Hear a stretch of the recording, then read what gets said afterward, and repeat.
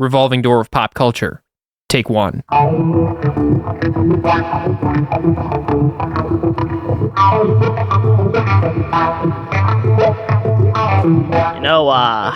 didn't expect it to be so heavy on the racism. Honestly, based. I'm kidding. Based for Disney. Based for Disney. This was a special one.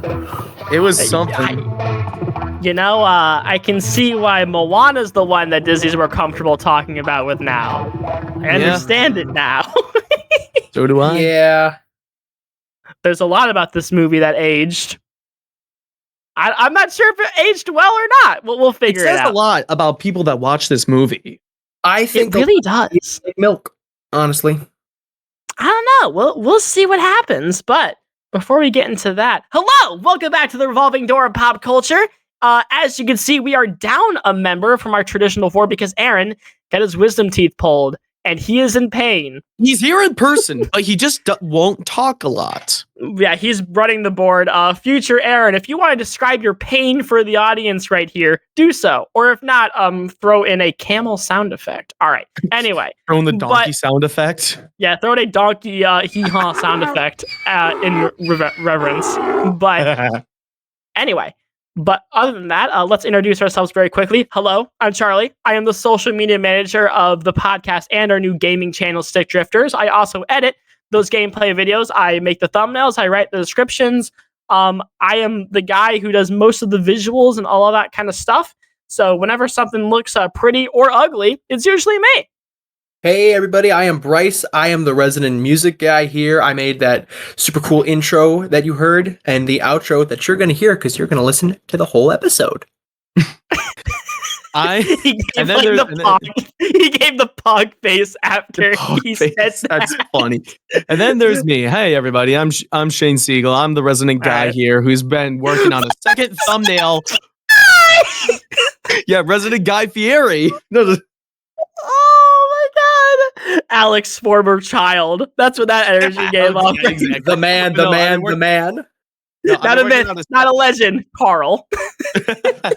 I've been working on a second thumbnail for the gaming channel, and next year will be a future editor.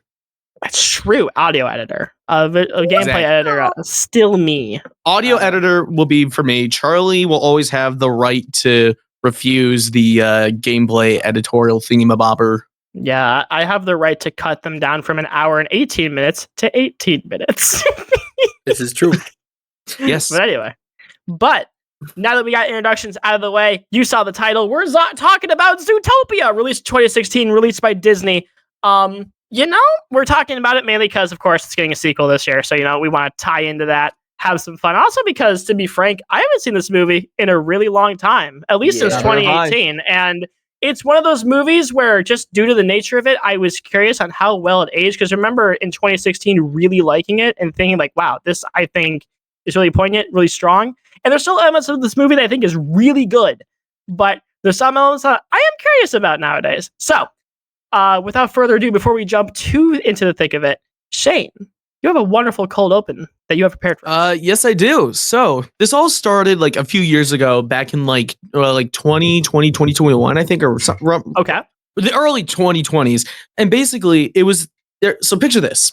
There's a guy, he's 14 at the time. He goes to see Zootopia at the age of 14 with his mom. And he thought, hey, it was pretty good. So then he goes to see the movie 3 more times in theaters. And then once the movie came out on DVD, he bought it. He bought it and watched it 998 times in the span of 6 months. I know. It's very Hold on. Before we keep moving on, I want to do the math on that because I am so curious. So I've got the calculator. Okay, so it's like what tip? So let's say it's like what? It's like you said 100. You said 6 months. So that's like 331s and 330. So it's 93 plus 90. So it's 183 days. So 183, and you said how many times? 998. So 998 divided by 183. Let's see the math. Wait. What? What are you guys calculating? I low-key faded all that out of my mind because I was trying to keep track You of other have a numbers. calculator. No, I know. I thought No, we were just going to run how many total minutes he spent watching it. No, I was curious on how many times a day. Like, Oh, I just calculated he spent 1,800 minutes watching the movie. Which, well, that's when also you divide that by 60. That's 20. That's 30 hours watching the movie. No, well, that's also no. 300 hours. 3,000. Hold on, Brice. Here's what I was doing the math. So Shane said 6 months. So I said, okay, that means we have 3 months that has 31 days in it, and 3 months that has 30 days in it. So that's 90 days plus 93 days. So add that all together, that's 183 days spent watching Zootopia. And Shane, you said how many times that 998. So it's 998 over 183. That's what we're dividing. 998. But yeah, do you mind? That is 5.5 times a day. That's 5.5 times a day. Yes, it is. So And I don't know how I did the math so wrong on how many minutes he spent watching it, but It's all because good. you used photo math for most of your high school career. Photo math. Yes. I only used it for 1 year of my high school career. I just didn't use anything for the other 2-3 years. Kids, this is why you stay in school or do drugs. I don't care. I don't care which. But But to continue on, so this guy, yes, he thank you, then Shane. he then tells his friends that Judy Hopps is pretty hot. So then he creates the account Judy Hopps Lover 69. And Of course, it's within- 69. Of course. And within 2 years, he gets 2.5 million followers, which is pretty good, actually. insane. That's And pretty during this crazy, time, actually. he still continues to call Judy Hopps hot. He plasters photos of her along the walls. Gets a one-on-one Judy Hopps fursuit, and finally, to top off this cake, a Judy Hopps body pillow. I know, pretty insane. Shane, So- I feel like the fursuit is the stronger end point than the body pillow. I don't know, man, but that's still So, That's so but during this diabolical. time, Disney contacts him, and at first he's terrified, but he then realizes. Would But be then too. he reads the email, and Disney basically says, "Hey, just don't sell any merchandise." And he's like, "All right, sure." So then, sometime later, the New York Times reaches out to him and asks him to give a statement, but he basically declines because of they were doing something about furs, and he got the fursuit, and he's like, I'm gonna have to not do that. We'll cut that out. I'm a tap out. Yeah, I'm gonna tap out that. I like the idea that he did say something to the New York Times, but it's just a scribbled on notebook paper. I like Judy Hopps, and that's all he handed into them. Exactly. It's just it's on like a note Like a card. note card. Yes. And then to continue on, 6 months later, Disney blocks him on every single social media platform that they have. I know, very insane. 6 months after that, Disney contacts him again, telling him that they're Oh, wait, suing they blocked him. How'd they contact him? Email. Oh, okay. They're suing him for using their IP against their will. 2 weeks later, he gets a notification saying that he won this case. And then it spirals onto this whole thing, mass murder mystery online, where the culprit is. Wait, what do you mean, mass murder mystery? He got murdered? No, here, let me. No, it's the culprit of this was Marina, where it's the roommate who kidnapped the person and took them to Area 51 for evaluation.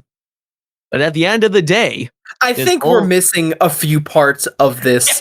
Feel like You jumped from he won the lawsuit to murder mystery, which isn't a murder mystery. It's a kidnapping Area 51 mystery. What? I feel like the Family Guy bit where it's Quagmire talking about how he became a tennis champion. It's like, I feel like we skipped a few steps right here in the story. But at the end of the day, all this whole thing, the whole debacle that I just told about, was all a joke. This is a joke account from the start. He confirmed it a couple years later and said that, yeah, this whole thing, I just felt like going with it. It was for a joke, and he didn't expect it to go this far. His account, I think his main account is still up. Not the Judy Hopps Lover 69 account, but, but his personal account. Foiled again. It's funny. It's funny. Well, oh my gosh. I guess on that, we probably should take the rest of this time to really take an insight to Zootopia and figure out why someone would be that down bad for a bunny. What's the movie specifically doing to earn that? Systemic racism. I said what I said. Thank you and good night. Am I wrong? It's the weirdest combination of what's the term? Zoophilia? Is that when you're attracted to animals? Yep, I think so. zoophilia. Yeah. Is it not bestiality? No, it's not bestiality. Zoophile. No, That's bestiality the is when you. action. That's the action. That's the action. Yeah, it's a weird combination of zoophilia, racism, and Breaking Bad. That's really these are the ingredients to create Disney's most unique project of all time. I sure do love Disney. They're at least they're always giving me something to talk about. Exactly. But I guess on that note, because we don't do Wheel of whatever it was called. I don't remember anymore. Wheel of Topics or whatever. Quick synopsis. We don't do any of that anymore. We just freeball it now. I guess the first thing I thought of when I was watching this movie is that, you know what, animation wise, it still holds up really well. It was actually it still well looks done. freaking gorgeous. Like, oh my god. I think the movie does a phenomenal job with perspective and scale because it really lets you see how all of these animals would be hanging out in the same city the whole time. The only time I thought it was kind of weird is that one of the whole big things for Judy, the reason her parents were kind of upset, it was like, obviously not just because, they're serving a bunny cop, but it's like, in Zootopia, you're going to get squashed out there. But the gerbils are there. In Zootopia, you're going to get shanked. But like, so wait a minute. The gerbils get a free pass and no one questions why they're there, but they're going to question why a bunny is here?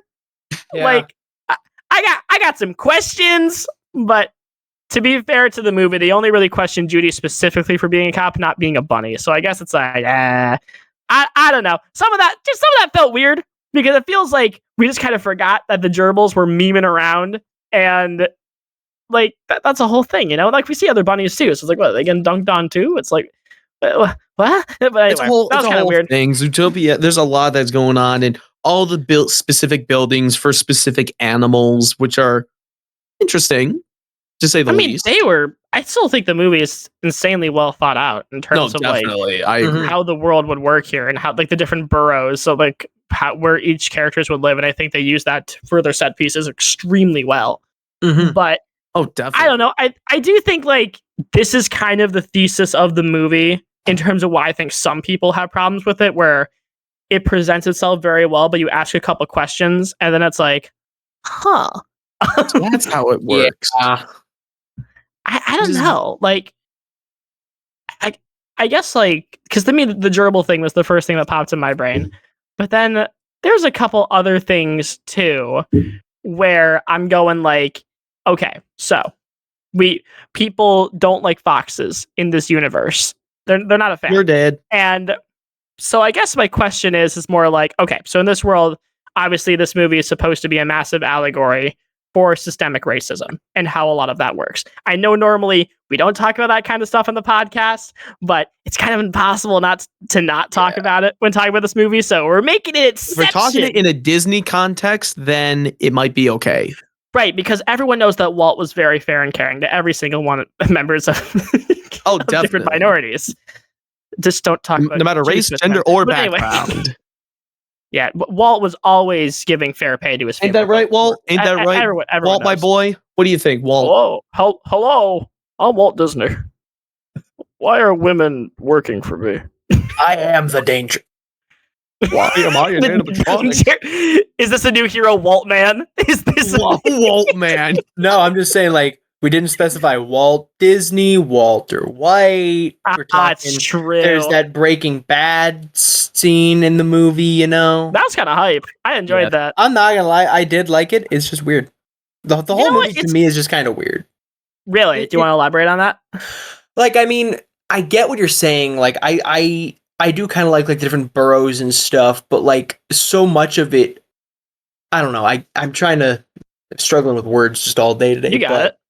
You got it. But like there was the one scene with like the elephant ice cream. Yeah. Remember? Yeah, the parlor area thing. Yeah. Yeah. It just that kind of felt weird because like the other thing is like, can animals really not tell themselves apart? Like that was clearly a costume. Like again, it's like a joke for a kids movie, but at the same time, it kind of raises the question of like, can the animals not tell themselves I don't apart? think that was the reason of that scene, though. I think the whole thing was that the whole reason he was in the disguise is partially because he wants to be an elephant when he grows up, but that statement doesn't inherently acknowledge they're an elephant, but also because he's under disguise because he's a criminal and he wants to fool the elephant ice cream salesman to, Get a jumbo he's a kid. pop. But that's also still kind of what I'm saying is like, oh, okay, I guess I kind of see what it's doing now with the kid thing. Okay. Yeah. Okay, They were pretending to be an elephant. They were pretending to be a kid. Okay, that's right. I just horribly Pretend to go to Chuck E. misunderstood and Cheese remembered where the a scene. kid can Okay, be a that's kid. it. That's okay. I do that sometimes too.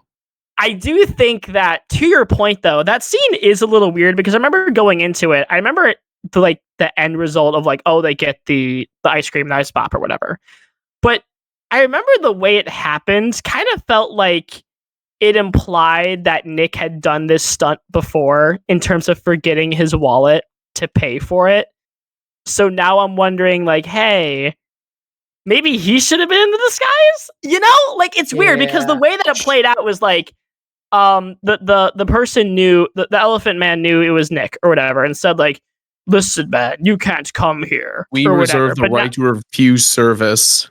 to anyone, but not Exactly. because he stole from them and like didn't pay back or whatever, or like because like he's a fox, you know. And I understand what they're doing there. Obviously, you know that we're getting into the nitty gritty of like, hey, how does racism work in this universe? But it doesn't. The way it was set up kind of felt like another cop or another kind person paid for their ice cream before. If that makes sense, Mhm. like the way this is all framed kind of made it feel like Nick wasn't paying for material. I don't know, something about it I think was a little strange, not in a bad way, but more just, Mhm. hey, I think this could use some more clarity.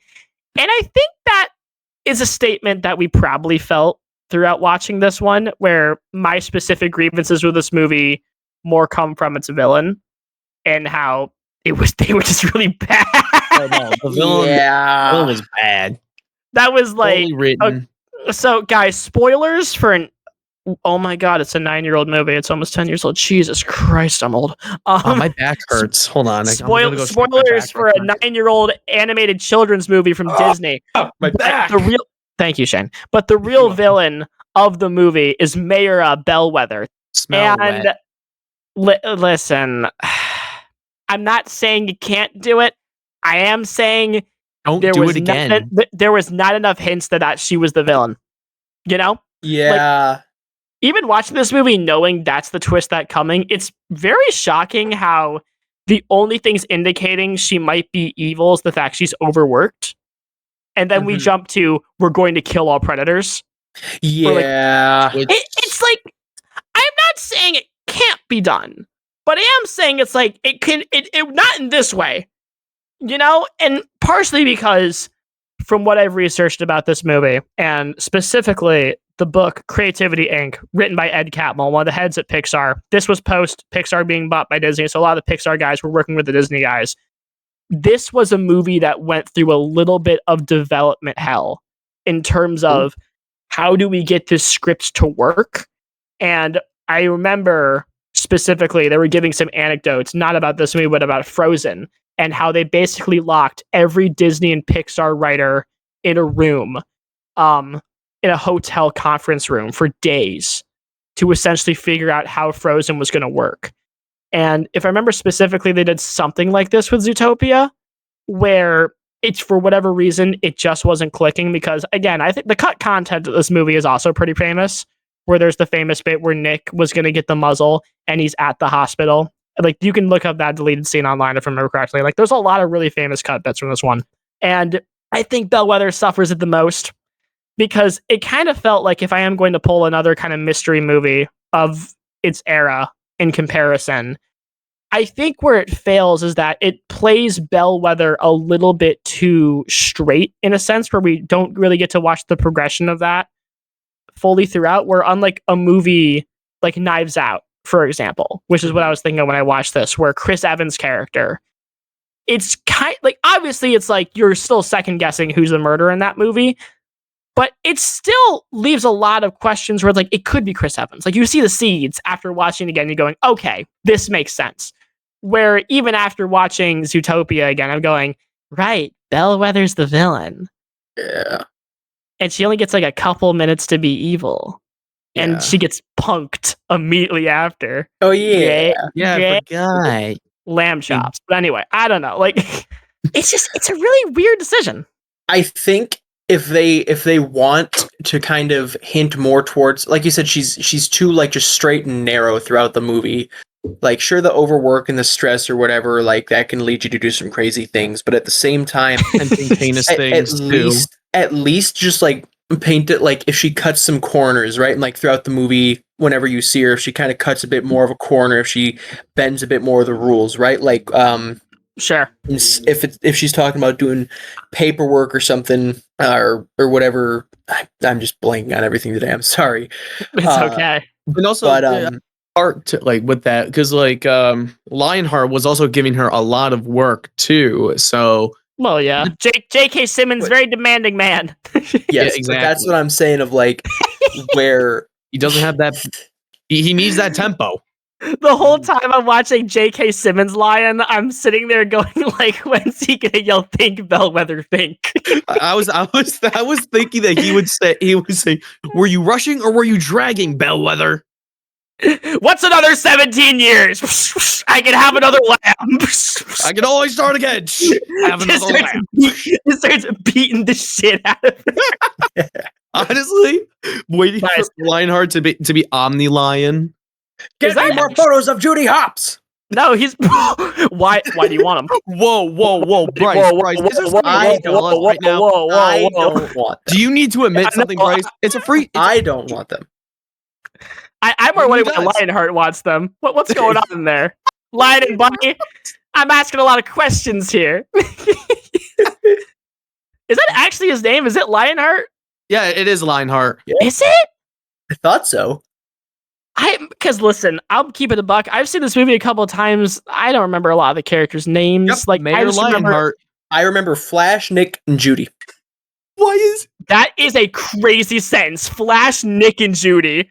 this? Let's think about that for 2 seconds. I found this image of Lionheart. It's an eBay listing of a 16-inch Is it- stuffed plush of Lionheart. Oh my god. He looks like he's seen things. There's certain because Disney obviously makes a ton of merch before their movies comes out, and they did it with Zootopia as well. Like they put them in Disney Infinity when that game was still a thing. Judy and Nick were in the game. I have those figures. They're cool, but it's always funny because whenever a Disney movie doesn't do well, you look at the plushes they made for the movie, and you're like, ah. This is my my honest reaction is this plush image, and it's $20. $20 for J.K. Simmons Lion in your home. Are you buying America? No. No. Lionheart's got my vote. No. Guys, who wins the New York mayor election right now? Cuomo or Lionheart? Who you got? Lionheart. Lionheart all the way. He's got my vote. Who was running the state?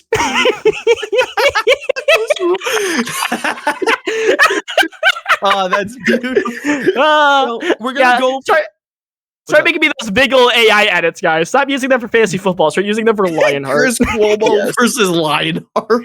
Okay, I also into a coffee shop. I can't believe that between Zootopia 1 and Zootopia 2, it went from having Omni-Man / J. Jonah Jameson Ford as mayor. Yep, again, Grunkle Ford. To now, Joe Swanson being mayor of Zootopia. Wait, they replaced his voice? No. It's a completely new character. Oh, it's a new character. That's right. What's happened with Lionheart? He got demoted? I don't know. He didn't win the election? I don't know. Lionheart's probably out. Recount the vote. Stop the vote. Get Lionheart back in there. Listen, and the guy's name is Wind Dancer. He looks like this. Mayor Wind Dance. That's a horse. That's it's a horse. That's made for one specific demographic. Horse. There's one specific demographic of people who like that horse. It's not me, Yeah, but it's it ain't me either. There's someone who wants to ride that wild stallion. If you catch my drift, but they want to be hooving it with that guy. But I'm horse. They want to ride like the wind. Oh God. Of course, that thing is voiced by Patrick Warburton. Of course, that's such a Patrick Warburton character. What? Hey, Peter, I'm a horse and I'm a mayor. Wait, If I had a nickel for every time Patrick Warburton voiced a horse for Disney, I'd have 2 nickels. I was just about to say he voiced that other horse. Yes. Why? It's not like Disney and Pixar. No, it's Disney specifically. So it's like, why? Patrick, show some integrity. Don't voice every animated horse you see. Exactly, bro. I know why Patrick voiced that horse. I was just about to say, that's the new reason. I know the people they made this horse for. It's Patrick Warburton. I know some. Hey, Peter, I love horses. I know. Ah, Anyways, man, horse Burton. But after talking about Andrew Cuomo versus Lionheart, which is how this all started, I like the references that the movie made to like other like media, like the Godfather obviously was like a big was thing. Crying. I still love that scene. It's funny. I'm sorry. That's a great scene. Well, a rug from the butt of a skunk. A skunk's butt I wrapped rug. grandmama in that butt rug. I'm wearing my Godfather sweatshirt right now, so like the whole time I was watching this, I'm going, it's made for me. But no, I think to your point, Shane, a lot of the pop culture references in this movie, because Brice was also kind of talking about this too, where it feels a little hit or miss, where traditionally Disney didn't make a ton of pop culture references until the 90s. Because obviously Robin Williams voiced the genie, there's a ton of them there. I like when he voiced Zod in that one impression, that was funny. But that's when it kind of started. And Disney, again, is a lot more tame about references in their stuff, other than like compared to DreamWorks, who just reference everything all the time. And I think to Brice's credit, referencing something like The Godfather feels a little more in place because it's the city, it's the Italian mob. It feels a little more mob. It feels a little more in place, and also because The Godfather's a classic movie, so it's one of those things where to keep in line with the genie comparison from earlier. His references were like classic movies or really old kind of pop culture references. I don't feel like they're totally out of date. Like, not every kid is going to understand the genie going, "The walls can't contain" is a Zod reference to Superman 2, but like, it doesn't feel out of place, you know? Like, when I was watching it as a kid, it was like, I just thought it was something funny he did, but then you watch movies and you're like, oh, that's what that is. But to Brice's point, referencing Breaking Bad, I'm not saying I'm against it. I think it's kind of funny. But the fact that they just outright named Walter and Jesse as 2 other characters. Yeah. Jesse. Bro, I want to see what the one Jesse's designs would be in Zootopia. Like, what animals would they be? Well, they were sheep, weren't they? Wasn't that the whole bit? Yeah, they were. Right, you're right. Jesse. We need to make blueberry balls. I need your wool, Jesse. Jesse, stop feeling my wool. I can't. I don't like that. It feels so good. Jesse, I'm in heats right now. Oh, I don't know, man. I think to Brice's point, it feels a little more on the nose. I think Disney usually handles their references, which is why it might come off as a little silly. But I still don't hate it, you know? Because I'm not against Disney making pop culture references, because I think it can be done well and timeless in a way. I don't like it. I don't know. I don't agree with I it. think in this specific But case, I accept it. maybe not. Anyway, so we talked about the stupid villain. We talked about some pop culture references. We talked about Patrick Warburton horse. You Horse. You know Patrick what? Warhorse. Let's talk a little bit about Judy. I think she's a fun character. Like, listen, after watching this movie, I understand why Judy Hopps Lover 69 went in the downward spiral that he went on. What do you mean you understand it, Charlie? Hold on. I'm not saying I agree with it or I would do it, but I'm saying that Judy Hopps is a very likable character. She's very easy to root for in that sense. Where, hey, the little bunny, big dreams, we've all been there. You know, she's the top of her class. She works hard. She uses what she's good at to help her out in the Force. You can see that actually happen in the movie. And I think one of the big parts of that is, for one thing, obviously, she's really smart. And the way that she is able to be compared with Nick in terms of that scene where she hustles him hard, and then his buddy jumps out of the crib and goes, "She hustle." I love that scene That was so fun. much. That is such a good like moment of tension for that character, and it gets you on Judy's side so easily. But also, I think to Judy's credit, she makes mistakes too. She's not a Mary Sue. She's not a character who is perfect and does no wrong. She's actively challenged all the time. And she is the reason why the city is in disarray for like the last like third of the movie, because she obviously has no PR training and she made a lot of very bad statements that could got everyone cooked. And unless it was for Shakira Gazelle, the city probably would have been a little worse. By the way, Shakira voices the gazelle, and I forgot that, and the song sucks. Anyway, all right, we're done. Yeah, song's mid. Could be Yeah. better. Also, I always thought the gazelle was a reference to Adele as a kid, so I thought that was funny. Doesn't that make more sense though? But then it's voiced by Shakira. Shakira. I don't know. I guess because Shakira is more of an international superstar than just an American one, I guess it kind of fits because Yeah. I don't know. Are people still talking about Shakira in the big 2025? I also speaking of the Tigers, I always for years would get confused as to the fact that Madagascar tiger that does like the oiled up dive through the ring isn't from Zootopia. So the whole time I'm watching this clip blow up on Instagram Reels, I'm like, what scene in Zootopia was this? But the crazy part about that is that even though, like, sure, they're different tigers, the tigers in this movie are oiled up as well. So, like, the way that Disney animated them is like, I don't know if it's like sweat or water glistening off them because there's like waterworks around them during the final performance or whatever. Baby is that they also like they're shut up, Shane. Not every what you okay, guys. Let's do the tier list on Zootopia characters who were at the Diddy party because that's what Shane really wants to talk about right now, guys. Gazelle, Lionheart, Diddler, absolute Gazelle and Diddler. Lionheart are both absolutely there. They diddled the crap out of some kids, but like I don't know, man. Other characters, that freaking Flash, 100-yard dash, Diddler. Flash. What was the other criminal from the Elephant Shop? Whatever. Lambert was probably there. Lambert was probably the there. Weasel, Weaselton. Alan Tudyk. Oh Weasel. yeah, that's Alan Tudyk who voices him. That originally threw me because I thought it was someone else.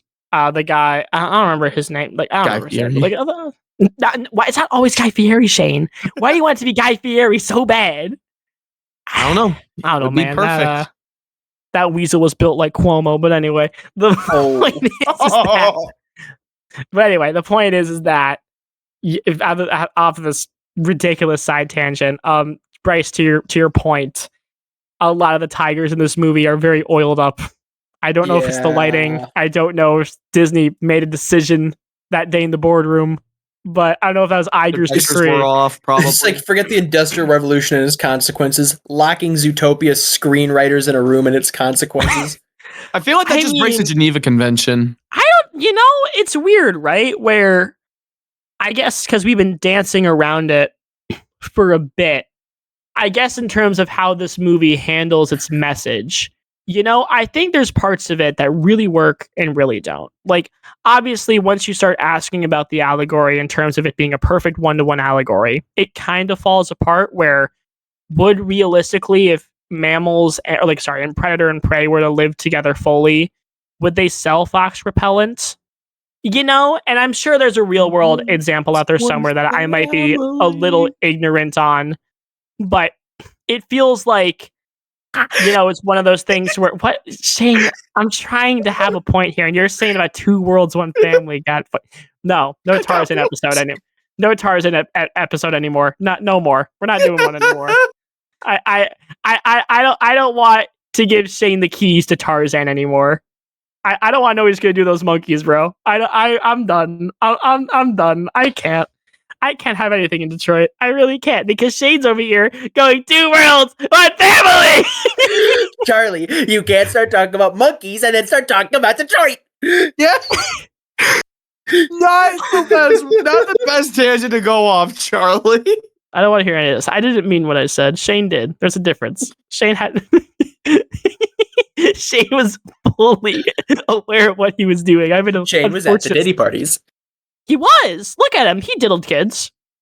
Shane's built like Babylon anyway. It's fine. But what?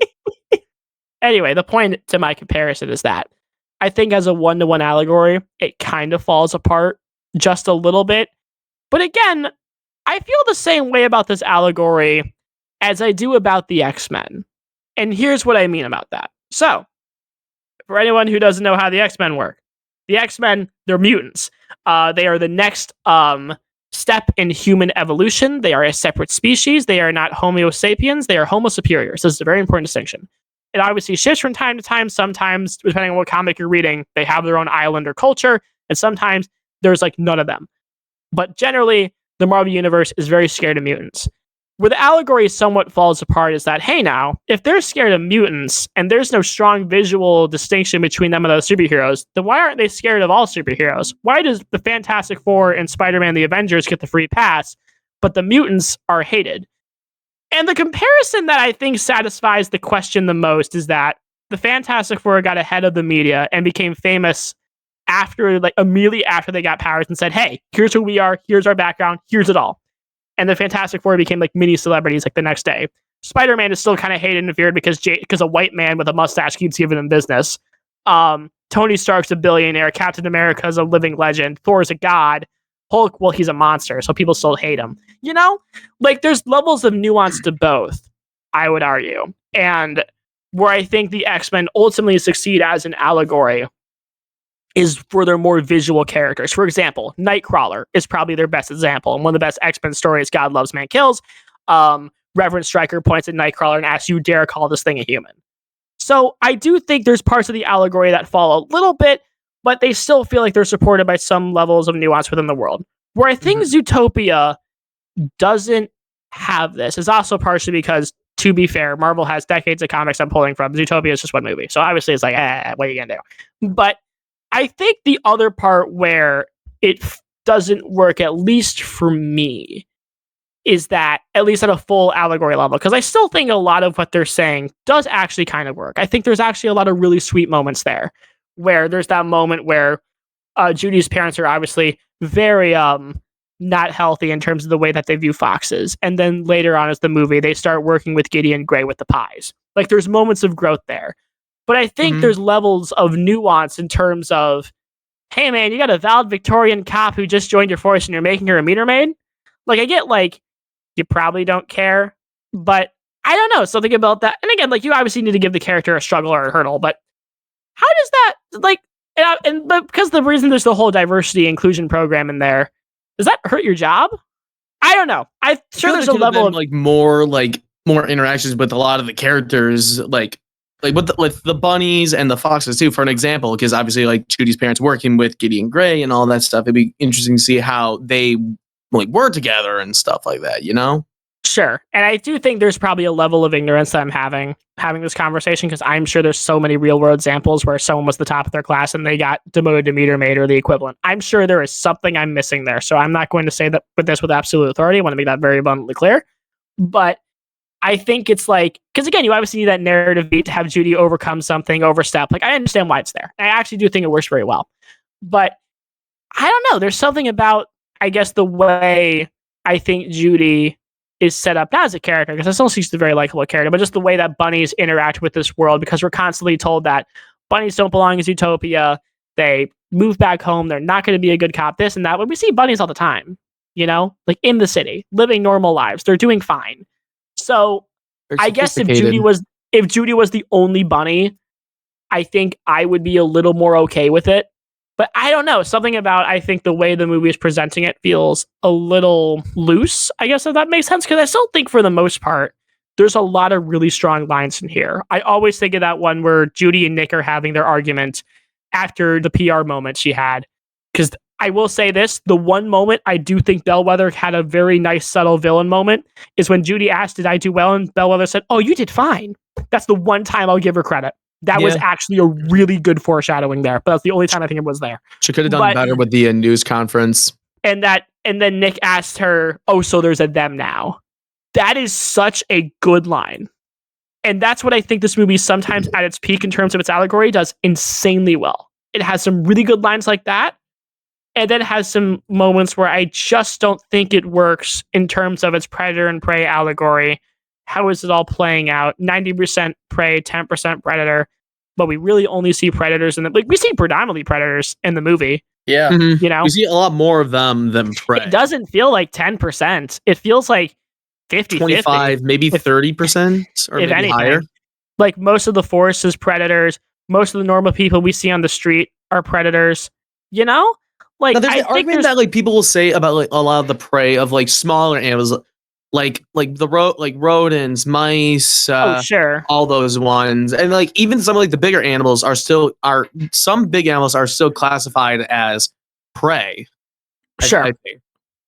I can see your point, and I just think the way the movie is framing it it just feels like there's a couple cogs loose in the machine, which is a shame, because I do think there are parts of this movie that aged excellently, and the parts of it that I think maybe need a couple different scripts to kind of get fully down, just in terms of the way that, just in terms of if you're showing me mostly like predators living in your city and then you're telling me they're only 10%, I'm gonna ask, is that true?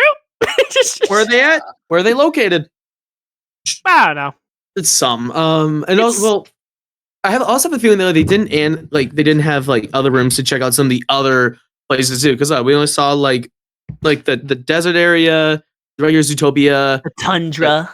Tundra Town, the jungle place, and I feel like the second movie's gonna expand into like more like predators, prey, and like their habitats and stuff. That's kind of what I expect for the second movie, and even like kind of like if we're gonna like move this into like what expectations are we gonna be looking forward to in the second movie that will be different, and will it tie in loose ends from the first one? I am curious though if there's any aquatic creatures hanging around. Yeah. That was my one big question after watching it, because I know there's a snake in the next movie. That's a whole Yeah. big thing. Who's voiced by But- Short Round?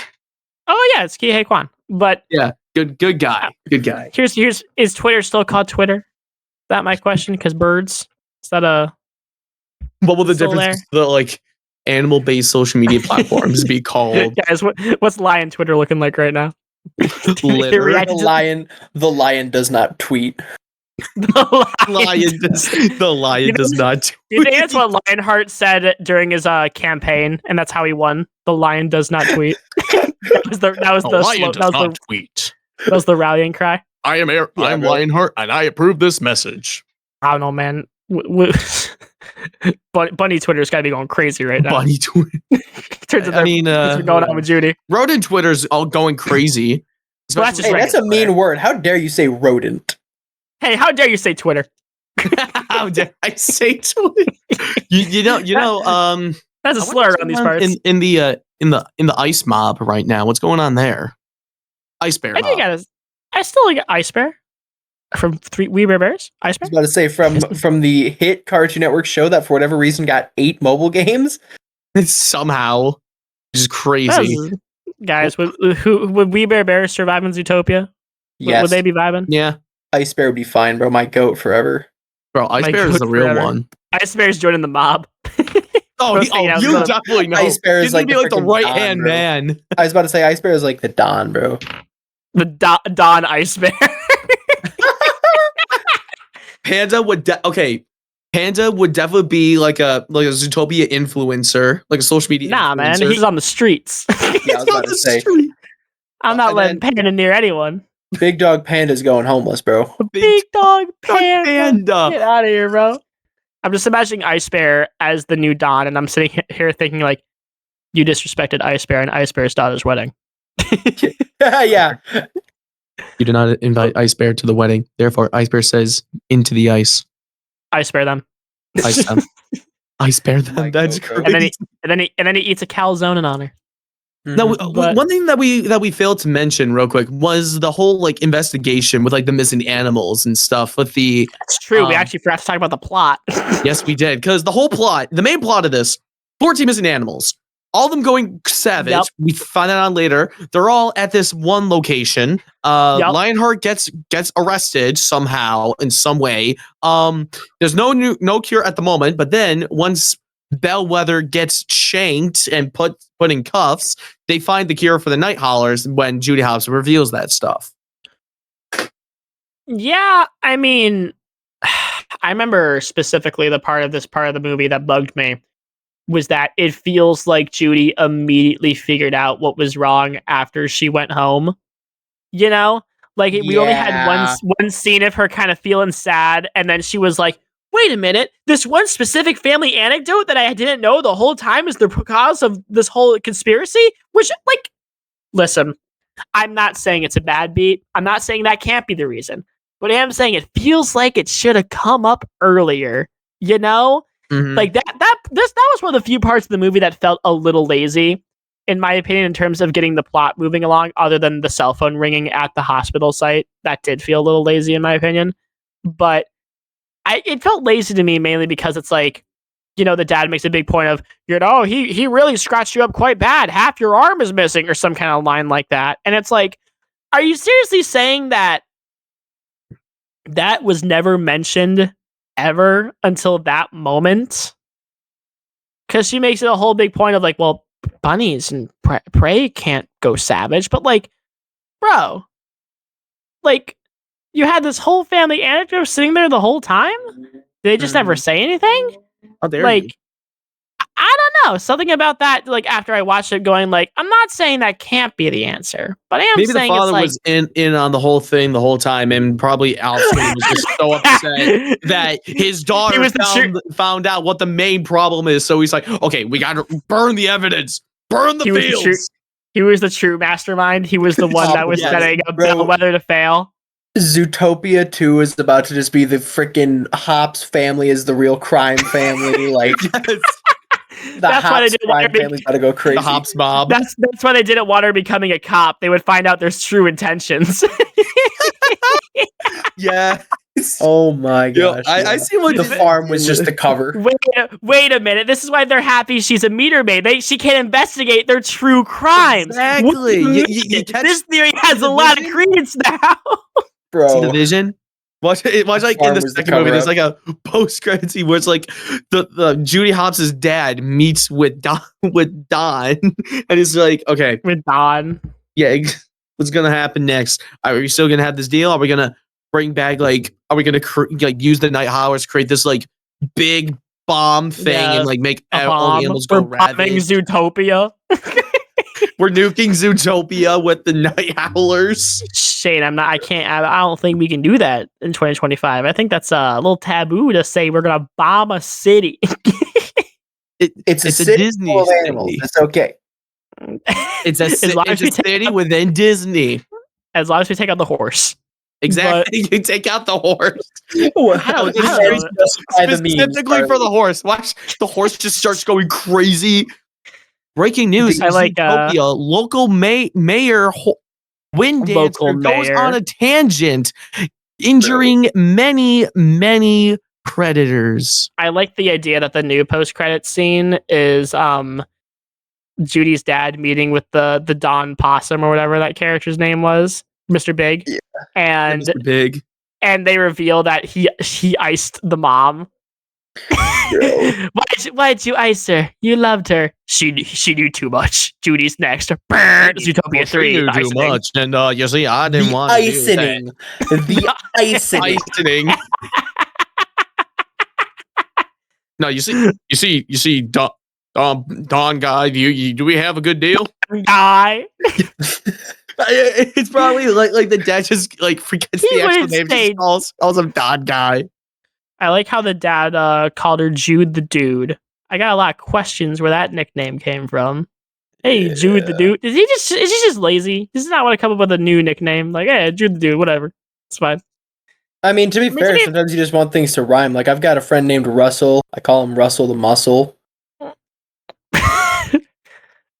I don't know, man. To be fair, he does have 275 children, so it's like, you know what? I forgot about that one. He's real Catholic for that one. I'll say that, but he's a real Catholic bunny. Catholic with it. He's a real Catholic bunny, one could say. You know what? I could tell that he was Catholic. You could tell. You know, my favorite scene in the movie is when Judy Hopps went to mass. She went to confess. Yeah, my favorite was Judy Hopps praying the rosary, actually. Yeah. I loved it where all 275 bunnies went to confession. It's crazy work. Oh my god! But anyway, to quickly wrap up our thoughts on this movie, is there any other big? Oh well, we didn't talk about Nick at all. We didn't talk about that guy at all. Oh yeah, Forgot about that guy. We didn't talk about Jason Bateman Fox. We didn't talk about him. Jason Bate Fox. I liked him. I thought he was a pretty strong fox. I actually do really cool. I do really like the Junior Scouts flashback we got earlier. Mm-hmm. The way that starts, it's super tragic. Like, Yeah, because I think originally it was going to be something. Too. Originally, it was going to be something a lot different, which I've been alluding to. And again, I have a lot of questions on would muzzles be sold in this city, just in terms of like, I don't know, that seems a little crazy, but I'm sure there's a real life equivalent that I'm forgetting. So I won't think about it too hard. But I do think the scene itself is a really good showcase into his character. He had good plot armor with that scene. Plot armor. His whole worldview changed. That was the scene that affected him for the rest of his life. What do you mean plot armor? He's just not elaborating. What? No, okay, no. It helps drive okay. I didn't mean it like that. I meant that it helps drive the plot for Nick's character. That's kind of how I meant to that. My bad. I'm really happy that Nick got traumatized, had his life forever ruined because of this event. That was really happy as a kid. Drive the plot forward. Bro, I don't. I don't. Shane should have worded that differently. My fault. All right, Charlie, keep going. Anyway, Zootopia. You know what? It's a movie. I still think it's a really strong movie. I think even if sometimes its allegory falls apart just a little bit, I think on the most part, it still works pretty well. Mm-hmm. Like I still think that there's a lot of it that still really holds up. I think the character chemistry in this one is very strong. I know we haven't talked about Nick and Judy's friendship that turns into romance, but it's a ton of fun to watch. Like, I think that their chemistry is some of Disney's best, if not their best, in terms of a buddy cop movie. And it's a bunny cop movie, but I'm pissed. But the animation still holds up really well. The jokes are great. The character chemistry and the line delivery in this one are really funny. They're always kind of pulling at you, thinking they're going to do some animal stereotype, and then they don't do that. A great example of that is the scene where they're at the Naturalist Club, and then you have the yak, who has the memory of a still trap, and the elephant doesn't. There's a lot of really clever moments like that in the movie where it feels like it's going to do an obvious joke and then does something kind of unexpected. Great moments. Loved it. I think the mystery itself moves along really well. But I don't know. Until that one little hiccup towards the end. But other than that, I still think it's a really engaging movie. It has some really fun characters, some great animation. The only time I ever felt like the movie was really unrealistic is when they punished the fat cop. That would never happen in the real police force. Last time I checked, the flabby arm of the law is the one that stays true. But anyway, jokes aside, that was a weird bit. I don't know, man. There's a couple lines that he had that actually did make me laugh. The murder weapon. That part was pretty good. The Shakira stuff wasn't. I don't know, man. Try everything. That I agree. If you like that song, respectfully, go to insane asylum and just live there for the rest of your life. Okay, I wouldn't go that far. I feel the same way about the song as I do as like Life of a Showgirl by Taylor Swift. It just isn't hitting. Just not good. Institutionalize them, the ones that like it. Yeah, I'm with Shane on this one. Low-key, wait a minute. Whoa. Thank you. If you like Life of a Showgirl, just check yourself into the mental psych ward. Okay, wait a minute. Hold on now. I wasn't gonna go that far with the mental center. I was just gonna say like it's just I just don't think it's good. But mental center. I don't know, man. Like guys, we can't be threatening each other too much on this. People too much on this podcast. We can't do that. We have a very. I mean, we could, and I don't give a shit. But the point is that set up a lobotomy. I'll get the tools. No. Shane, you can't perform a lobotomy. You can't even do that. No. You can't do that. YouTube video. Teach me. Who's that? It's Zootopia 3. Nick gets a lobotomy. Zootopia. Yeah. Oh man. Well, that's Zootopia, everyone. We're We're Oh, all boy. eager Yeah. something It's a weird- for the next movie. It's The a weird second movie, but one you is know going to what? be something else.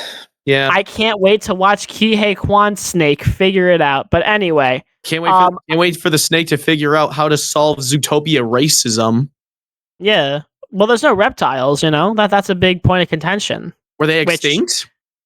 No, they just haven't been allowed in, which I guess, hey, adds another thing to it, I guess. Is it a Yeah. sundown town for reptiles? We'll find out later. But anyway, to quickly wrap this up, I still think the movie's pretty strong. Is it perfect? No. But I think it has a lot to say about modern day race relations that actually, still hold up pretty well. The character chemistry is great. I think the mystery moves along pretty well for what it is.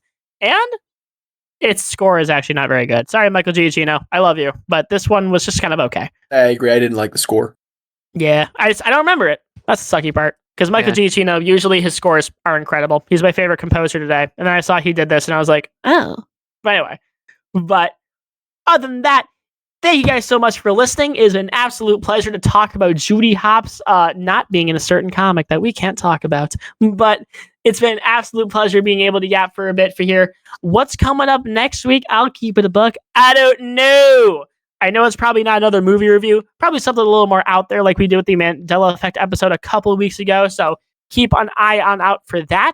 In terms of what's coming up on our gaming channel, Stick Drifters, it's new, it's improved, it's something. Right now, improved Stick Drifters. In terms of what's out there right now, Luigi's Mansion episodes 1 and 2 are out there right now, along with FNAF. Brice played FNAF. There was no Wii.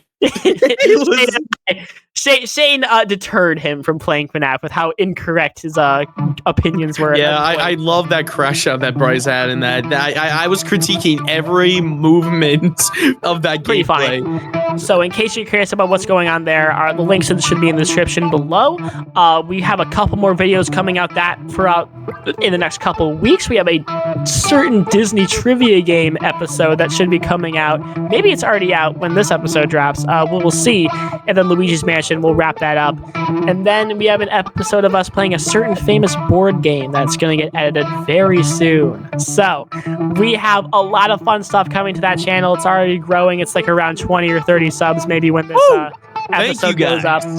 So if you guys want to support that, because genuinely editing those videos is a ton of fun. That's where a lot of my time is right now in terms of this little project we're doing.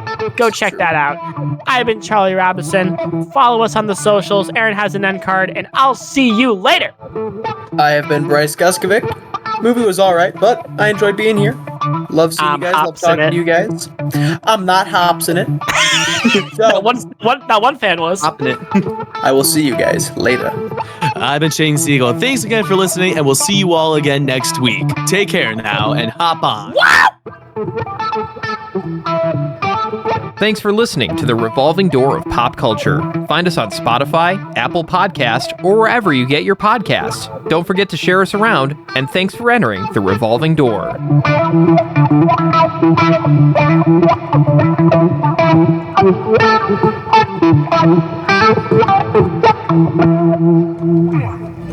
You come here unannounced on the day my daughter is to be married. Well, actually, we were brought here against our will. So, point is, I did not know that it was your car, and I certainly did not know about your daughter's wedding. No, I trusted you, Nikki. I welcomed you into my home. We broke bread together. Grandmama made you a cannoli. And how did you repay my generosity? With a rug made from the butt of a skunk. A skunk butt rug. You disrespected me. You disrespected my grandmama, who I buried in that skunk butt rug.